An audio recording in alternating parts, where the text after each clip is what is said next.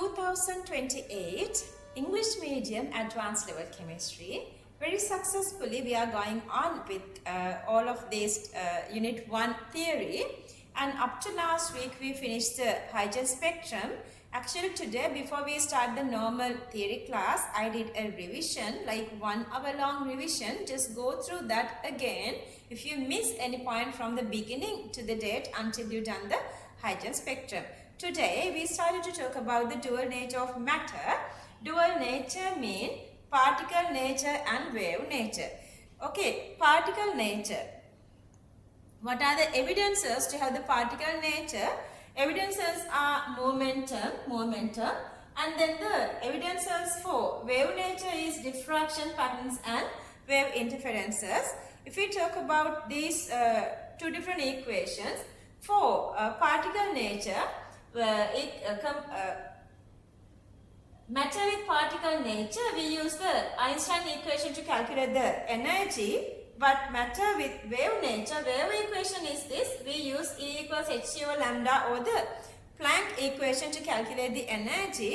But de Broglie used these both equations together to talk about the dual nature particles simultaneously, that you have particle nature and wave nature. So this equation is called the de Broglie equation.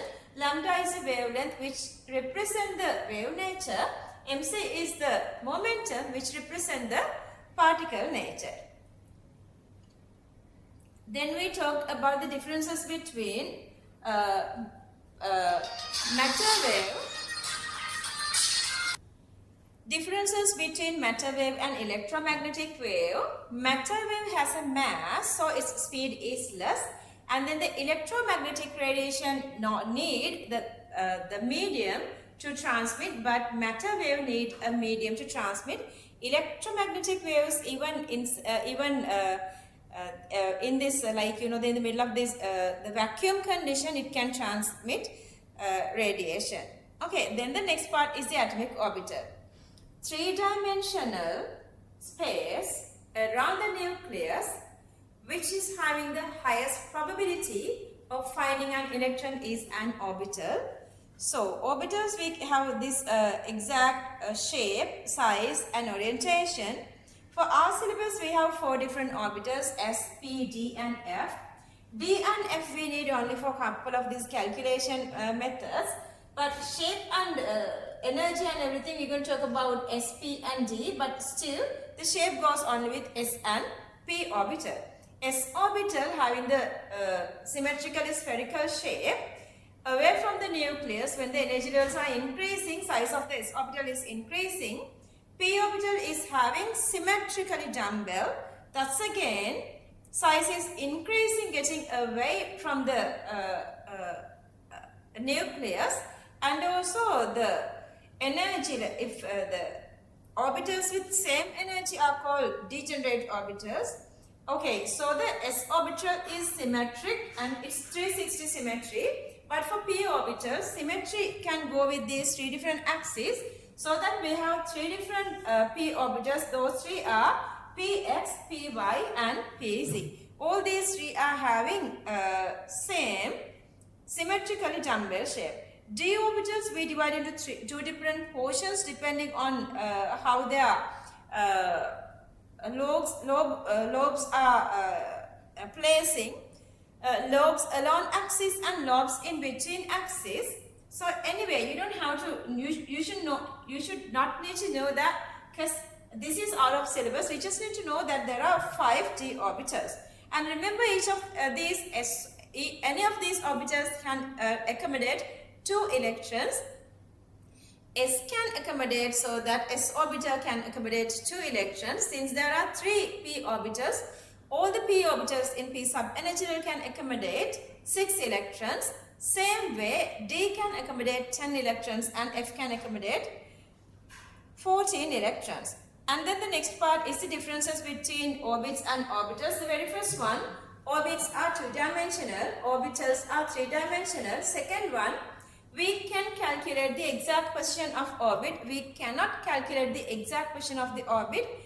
Third one, if we calculate the exact position of the orbit, it is certain, but orbital, if we talk about the exact position of the electron, that is, there is this uncertainty. Last little part is the quantization of energy, having energy existing. This energy existing as photon or quantum is called the quantization of energy. To calculate the energy per photon, we can use the equation E equals h nu Planck equation or E equals hc over lambda. The second version of the Planck equation. If they were given nu frequency, we can use Planck equation, E equals h nu. But if they were given wavelength, we can use E equals hc over lambda. After that, I was given this little question, very challenging question. Couple of you got answer before you get to the class. In that, okay, if they directly ask to calculate the energy of a wave, which is the wavelength is 470. If the wavelength is given, if they ask you to calculate the energy, using E equals hc over lambda, you can get the answer very easily. Then multiplying with 10 to the power 20, you can calculate the total energy. Per Planck, using the Planck equation, we can calculate the energy per photon. Multiplying with the number of photons, you can calculate the total energy. So that is the energy, but they were connecting that energy with the timing, so that is little challenging question. Anyway, that is a past paper question, so make sure this is the path and these are the real exam questions. So you guys have to make sure that you guys are doing everything really nicely, that until you feel like you know this one. Okay, this is not the very first question we did. We earlier did couple of questions as well. And remember, whenever you feel like, whenever you are doing a question, when you feel like questions are difficult, what you're supposed to do is you have to go through those questions continuously until you feel comfortable. Okay, so yesterday the Bayan was here, the district first island 6 person, and he has given this one of this, like I am saying this every day, then he got that, all those like his clues that he has given, that we got the practice throughout this whole 2.5 years. So then he said, if you need the best practice, whatever the marks are okay, until you reach 100 marks, regardless how many times you're supposed to do any paper, you have to do that. So whatever the paper you do for chemistry, biology, physics or combined maths, make sure until you reach 100 marks, regardless how many times you are practicing, you guys have to practice. Remember, we are doing this paper class every Monday. So make sure that you guys are participating in this paper class for the exact practice. And remember, practice makes you perfect. This is 2028, the Grand Advanced Level Chemistry.